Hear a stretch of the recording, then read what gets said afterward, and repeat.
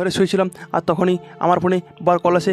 বাবা বলে আজ সকালে যখন বেগুনবাড়ি যাই তখন একটা ছাতা আমি বাড়িতে ভুলে এসেছি, তাই বেশি না লেট করে তখন দেখি ধনু চলে আসে। আর ধনুর ফাঁদে বেশি না ভেগ করে আমি চলে গেলাম বেগুনবাড়ি। আর বেগুনবাড়ি আসতেই তখনই দেখি না আমাদের বেগুনবাড়িতে একটা সোফা গাছ রয়েছে, তাই সোফা গাছে শশা একটা খেয়ে পরে চলে গেলাম ছাতা খুঁজতে। আর দেখি না ছাতার একটা বেগুন গাছের গোড়ায় রয়েছে, তাই ছাতা নিয়ে যখন আমি হাতে তুলি তখনই দেখি না আমার মাথার উপর হয়ে আজকে সূর্য আমার প্রচণ্ড রোদ, তাই ছাতাটা মিলে পরে আমি বেশি ভেগ করে দুটো বড় বড় বেগুন তুলে সোজা 2 কিলোমিটার হেঁটে চলে এলাম আমার বাড়ি।